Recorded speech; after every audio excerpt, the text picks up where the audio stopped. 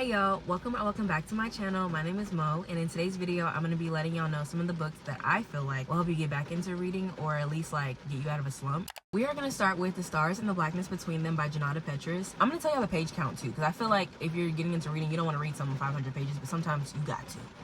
Yeah, sometimes you got to. If a book is that interesting, I think so.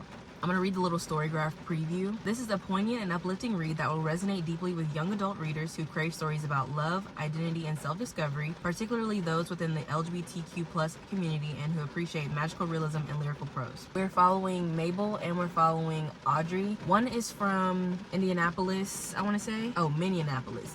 And then the other one is from Port of Spain, Trinidad. So basically, Audrey's deal is that she had this little girlfriend that she met at church, and her mom was like, no, I don't with that. She got caught by her mama, and her mama sent her all the way to the States to live with her dad that she's not been in contact with for real. Like, he sends letters and like maybe money or whatever, but they don't have a relationship. So she's like, what the like, I just finally started, feeling feelings, and then you're gonna just send me home? Well, send me over there. And she's never been to the United States, so I just feel like it was kind of up of her mama to send her somewhere she does have no idea about, just because she doesn't accept who she is just because she doesn't accept her for who she is. That was almost beating my ass. She has a really sweet relationship with her grandma. Her grandma was one of my favorite characters, for real. And then we have Mabel. She is confused about her sexuality. She's not sure.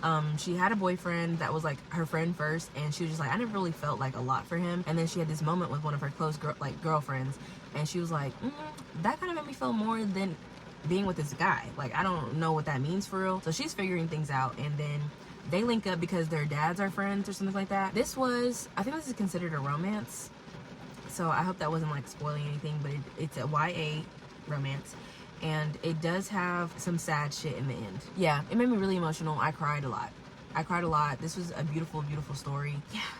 So our next book is Take a Chance by Maiko May. This one is 69 pages, so I feel like if you're intimidated by books, I definitely feel like this is a good first book to read. This is a more light-hearted, fast-paced romance. I think that there is spice in here, but I really don't remember, to be honest. The summary says, for readers seeking a light-hearted, feel-good romance with a dash of spontaneity, Take a Chance by Maiko May is a perfect fit, offering a captivating tale of unexpected love and self-discovery set against the vibrant backdrop of a Mexican vacation. This is following Cassandra and Cyrus. I believe they used to know each other in school. She was really into the books and like learning and all that, and he was like into her, but he never came up to her or anything like that, and she wasn't aware of his feelings for her. He was there for like a sibling's wedding, and then she was there, I don't know what she was there for, maybe just like a solo trip, or maybe they were both there for events. I don't really remember, but they meet up. They both stay at the same like all-inclusive resort or whatever like that. They both end up hanging out with each other, catching up, getting drinks, and feelings blossom. Yeah, that's it. It was really short and simple and sweet, and I really liked it. So our next book is The Art of Scandal by Regina Black. This one is 292 pages. This is a captivating read for fans of emotional, intriguing romance, particularly those who enjoy stories that explore the complexities of love, identity, and the blurred lines between politics and personal relationships. That was a long sentence. So this was really messy. We are following Rachel on her husband's 40th birthday or whatever. They're at the house, they're celebrating. She's icing his cake. Pause. That sounded like a sexual innuendo, but she was actually icing a cake. I think he was running for the mayor, or he was already the mayor and he was running for something else, but he had accidentally sent her a pic, and she was like, what the f? We have not been on that time. Like, why? This was not meant for me, obviously. Then he comes in the kitchen, and it's like this whole confrontation while they have guests at the house, and she's like, you know what you can do for me? You can. He was like, all the bullshit. Like, I need you to stay around because I need you to get these votes. Basically, he was a white man that needed her for the black vote, and he just wanted her to play her little wifely duty, shutting up, being a trophy wife, so that he could whatever. And she ends up meeting this young dude, and the young dude helps her bring back her passion for art that she like really subdued, and just like brought out her little freak side. It was something. I was shook at some points. Sometimes it was a little slow, but whenever it was picked up, it was picked up for me. The next book is The Neighbor Favorite by Christina Forrest. This one is 403 pages. At times, it did feel like it was slow because of that. Like, okay, at the beginning, it was mixed media, and they were... let me get into it first. I didn't know this was going to be a series. It says Green Sisters #1. The partner plot is that... Shut the f*** up. And there's another book coming out.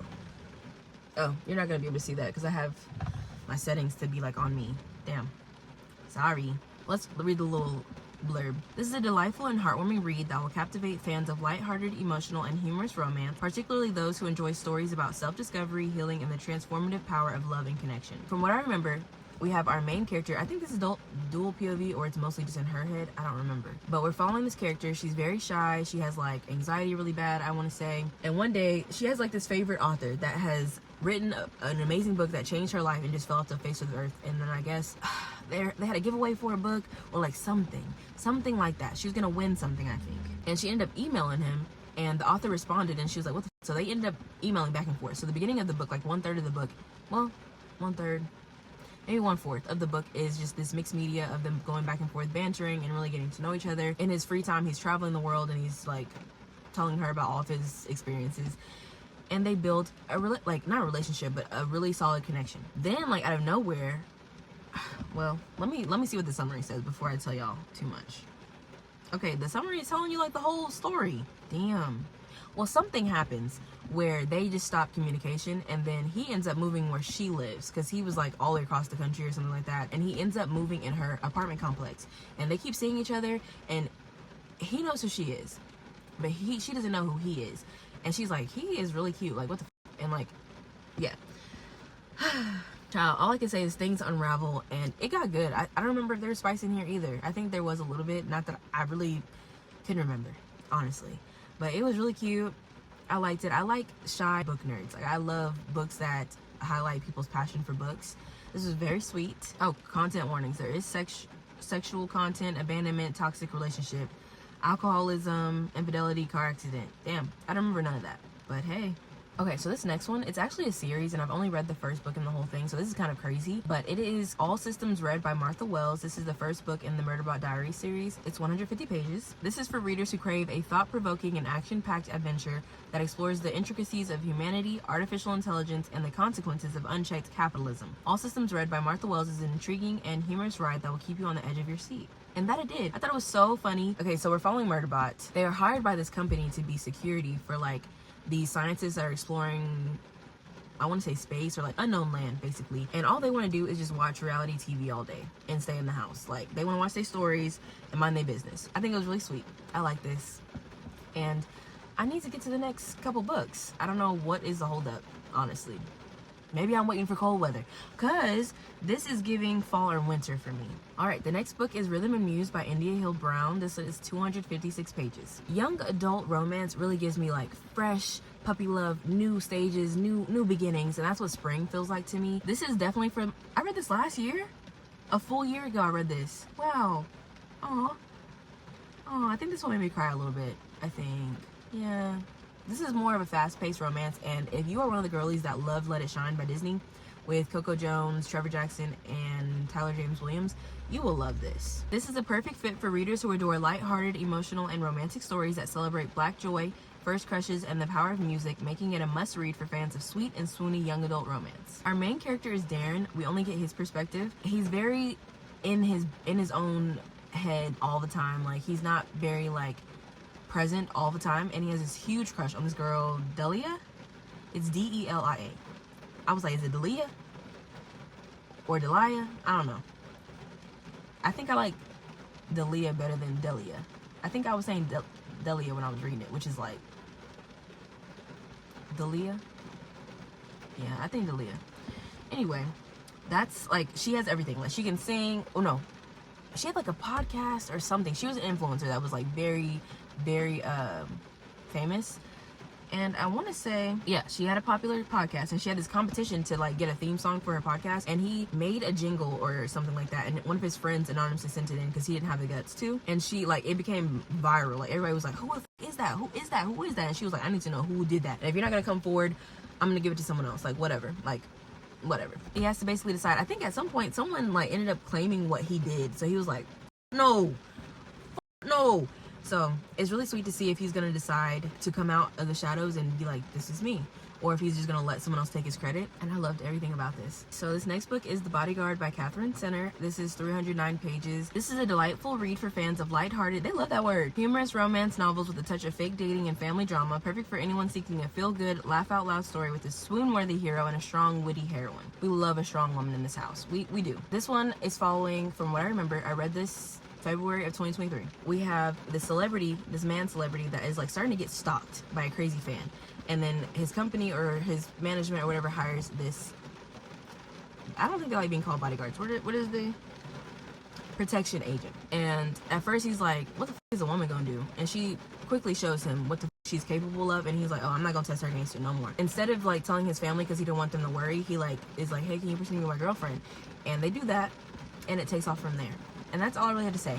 I love this. I love how she put him in his place. I love how like family oriented he was. This was pretty much like medium paced in my opinion. And yeah, this is just like a low stakes, just pick up and read and kind of just toss it out of your mind after kind of thing. This next book is Only for the Weak by Natasha Bishop. This one is 238 pages. This is a perfect fit for readers who crave a lighthearted, emotional, and humorous romance, especially those who enjoy stories about friends with benefits, destination weddings, and family drama, and are looking for a fast-paced, feel-good read that will leave them smiling long after the last page is turned. Our main character is the maid of honor to her sister's wedding, and her sister is marrying her ex. Yes. You know, when you first hear that, you would think like, oh, this is gonna be some tea, like blah blah, but not for the reasons you think. She actually doesn't even give a f. Like, she's just like over him. She doesn't feel no ways about it, and everyone in her life, like her family, people that know the situation, are just like, are you sure you're all right? And she's like, I really wish y'all would get the f out of my face. Like, I'm not tripping about nothing that they got going on. And her sister starts acting a little weird, and they getting into it. The mama's weird, they getting into it. That's the family drama. But she actually links up with the groom's friend, and they have this arrangement. They're only gonna like for a week, and they slowly start developing feelings. I think this character, he was like perfect. I can't remember anything wrong that he did, honestly. Spent some money on her. He was invested in her emotional well-being. He was protective of her. He decided to learn that body and take care of that body as he should. Like, I can't remember any, like, he was emotionally stimulating, everything. So yeah. So this next book, I actually read it last month, and I have already talked about it on my channel 3 times now. This is Never Lie by Frida McFadden. This one is 284 pages. This is a gripping thriller that will captivate fans of twisty mysteries and dark suspense. Perfect for readers who crave a heart-pounding, page-turning experience that will keep them on the edge of their seats until the very last shocking revelation. Yes, I agree. Newlyweds Trisha and Ethan are searching for the house of their dreams, but when they visit the remote manor that once belonged to Dr. Adrian Hell, a renowned psychiatrist who vanished without a trace 4 years earlier, a violent winter storm traps them at the estate with no chance of escape until the blizzard comes to an end. Trisha stumbles upon this room that has all of Dr. Hell's like counseling sessions, and she plays them, and each night like she learns a different thing, and it just like gets really tense. Like, and there's also like back and forth from like flashbacks of Dr. Adrian and like when she's dealing with a problem before she goes missing. It all leads to like this big secret, and yeah, it was intense for me. It was crazy. So our next book, I've also talked about this, I think I read it last month as well, is Curvy Girl Summer by Danielle Allen. If you don't like spice, do not pick up this book. Like, the first scene is like a sex scene. This is very mature. I don't say it like that. Do y'all hate when people say mature? Like, I say mature, but I know some people they get the ick. This one is 361 pages. The blurb says, this is a delightful and relatable read for anyone who's ever felt the pressure to conform to societal beauty standards and is looking for a heartwarming and humorous romance that celebrates self-love, body positivity, and the joy of finding true love in the unlikeliest of places. The next book is Devon and Chris Plan a Wedding by Chinsia C. Higgins. This one is 328 pages. This is a delightful read for fans of lighthearted, feel-good romance and reality TV enthusiasts who will be swept up in the whirlwind romance and hilarious misadventures of 2 lovable LGBTQIA+ leads as they navigate love, identity, and the high-stakes world of reality television. I love this. This made me emotional. It was really funny. And last but not least, we have Love Radio by Ebony Liddell. This is 316 pages. This is a perfect fit for readers who adore heartwarming, witty, and romantic stories that celebrate the beauty of Black love, music, and self-discovery with a dash of humor and a whole lot of heart. This was really good. I don't remember if I cried during this one, but I feel like I did. It was more medium-paced side, but it was funny. Very sweet. We love a YA romance in this house. So that is the end of the video. I hope that y'all enjoyed, and I will see y'all in the next one. Bye. Also, let me know if you're interested in any of these, and if you have read any of these, I want to know like what you rated it and like what your favorite part of the book was.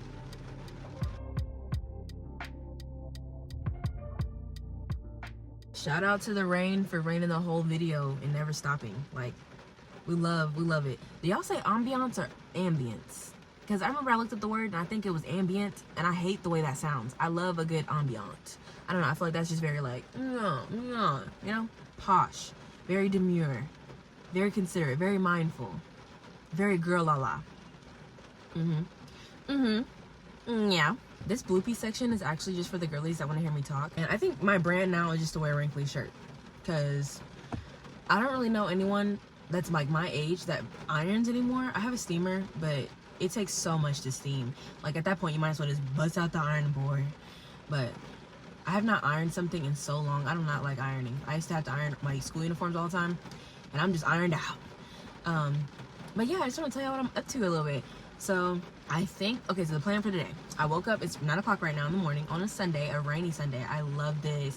One of my videos that, like a couple videos ago, I had rain in the background, and this one's actually like, it's actually actively raining. Like the other time it was like trinkles or whatever, and the girlies loved it. I got some good feedback on it, and it was like, yeah, I love the vibes too. So I'm giving the girlies what they want. But I woke up this morning at like 4 or 5. I went to the gym by myself, and I, you know what I mean, did what I had to do. And I did that, and then I came home, showered, I watched some YouTube, and I've been budgeting a lot. Like I've been really trying to like lock in and like meet my like financial goals or whatever. Oh, but the plan for the day, I want to film this video. I want to edit this video because I want it to be out tomorrow. My updating day, I'm trying to make it Mondays. I was doing really good in July, then I slipped up one day. I've been really trying to be consistent. Mondays work for me, I think, better because I work throughout the week and then I'm off on weekends. But I've been outside. Like, I've not finished a book. It's August 11th today. I've not finished a book yet this month. Like, it's really not like me. This is not like me at all. Also, when I went to the gym this morning, like, no one was there. I went so early, and like it was like 3 people were there. They were all spaced. We were all spaced out, so it felt like I had the gym to myself, which I love because I still have like gym anxiety. I've been going since the beginning of this year with my friend, and I've only been by myself like maybe like a handful of times. And I still get like, when I'm by myself, I just be wanting to get in and get out. Like I want to do as much as I can, as fast as I can. But this time I was like, no, like I'm by myself. I'm vibing. No one's out here. Like I got any machine I want to, for real. So yeah. Also, I want to get my nails done today. I have not had like acrylics since February, so almost half a year. And now I feel like, I used to be like, oh, that's just another bill. Like I have to keep up with that maintenance. But like, I don't know. I want to do it. I don't care. It usually fucks up my nails. But yeah, I'm gonna go to the salon I used to go to, and I think eventually I want to transition into like working with a nail tech. But as of right now, I'm just gonna stick to what I know. And someone just pulled up, scoping the scenery out. But these are my nails. Usually I have like little boy nubs. That's what I call them. Not that like little boys are the only ones that have like nubs, because like I literally keep a nub. Anyways, that's the plan today, and yeah, that's really the plan. I want to read. I want to get my nails done. I want to edit this video, have it ready for tomorrow. And yeah, thank you for chit-chatting with me. Update, these are the nails. Get into it. Sorry about all of my background bed things. But yeah, these, okay. I live in Oklahoma, and I know inflation has made things more expensive, but like I never really thought about like services like that, because like my braids, some braiders do go up, but like there's always someone you can find, you know. But, and also quality, and but like these used to be just like a medium type acrylic set with fringe tip, no extra designs. This used to be like $45, $50, and now I'm paying $65 upwards, whether it's a nail tech or like a salon. And I'm like, when did we lose all these recipes? Like this took like maybe 45 minutes, maybe an hour. But they eat to me. Like I love this like simple, clean look. I really love this. Like I don't know if I'm gonna keep it up, because $65 because I was stretching mine to like 3 weeks, because I do get like nude, so like when they grow out they don't look that bad. But yeah, I don't know, but I'm so excited to just start like